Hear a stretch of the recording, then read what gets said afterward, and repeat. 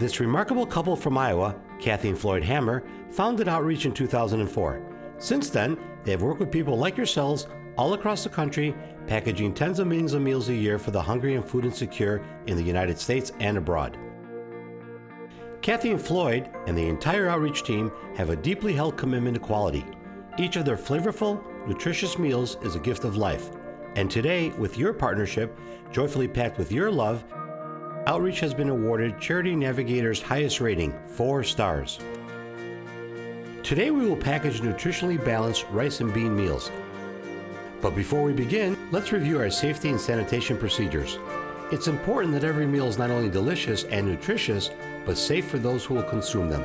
Quality, not quantity, is our number one goal today. First, cover any exposed jewelry or remove and place in your pockets. You will be given a hairnet, so make sure your hairnet fully covers all of your hair. If you have a beard or a prominent mustache, cover with a beard net and secure it around your ears. Next, you will put on an apron, securing the ties in the back. Once you have your hairnet and apron on, it's essential to disinfect your hands using a disinfectant wipe. And when you get to the production table, you will find that most of the tasks, those directly handling food or the open packages, will require gloves. Put on the gloves prior to starting work. Today, you will be working with soy products. If you have an allergy to soy, please let a team member know and you'll be assigned to a different task that will protect you from any exposure. Okay, now that we covered some safety issues, we are ready to get started. The bag position is the start of the production line. We use plastic bags that are pre-printed with content ingredients, nutritional data, a lot number, and a meal expiration date.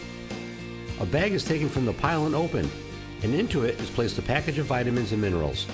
Note that the bag is held under the funnel with the mouth of the bag about 2 inches overlapping the funnel. This is to ensure that there is no spillage. It is best to hold the bag with one hand at the top and the other cupping the bottom. Once the bag is in place under the funnel, it's time to add the beans. The volunteer pours 1 level cupful of beans into the funnel. Next come the vegetables. We pour 1 level scoop of dried vegetables into the funnel, carefully pouring it from within the funnel to reduce any vegetable dust. Now we add the soy. The volunteer pours 1 level scoop of the soy into the funnel, carefully pouring it within the funnel to reduce soy dust. And last, we add the rice, adding 1 level cupful, being careful not to overfill the cup. Too much rice, or not enough rice, may cause a delay later in the weigh station. As you will see, it's important that rice be our last ingredient. Okay, we now have a full bag, and it's placed in a holding basket so it can be weighed. This is a critical task.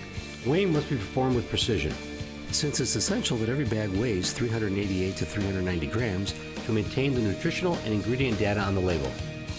So we do this very, very carefully. First, we zero out the scale with the cradle on it and confirm that it's in grams. Then, we place the bag into the cradle. If the bag exceeds a 388 to 390 gram weight, we must remove some of the rice from the top. And if it's less, then more must be added. Use a scoop and a small cup of rice to add or remove the rice. It's an art, but with a little practice, it's easy to be fast and precise. Okay, there we go. Now you know why we put the rice in after the other ingredients. It's easier to then add or remove rice to get our perfect weight. It is also why there needs to be a continuous feedback between those weighing the bags and the volunteer adding the rice.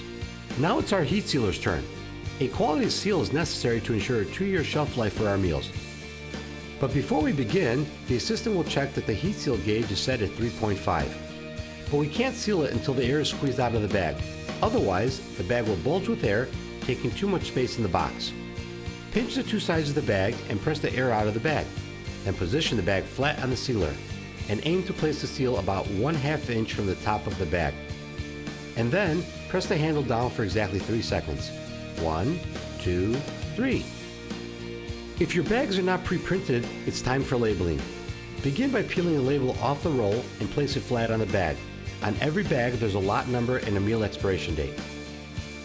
At the end of the production line is the volunteer responsible for counting the bags and boxing them. The bags are laid out on this 3x6 matrix, pressing them flat and arranging them in 2 levels of 18 bags. That way, we can confirm we have a total of 36 bags for our box. See how easily these bags fit into the box? Grabbing them in 2s and placing them into the box. We have to keep pressing them down firmly so all 36 bags can fit. Okay, 36 bags, 6 meals per bag. That's 216 meals, and that's something to cheer about. Another box full. Let's go. Let's hear it. Let's hear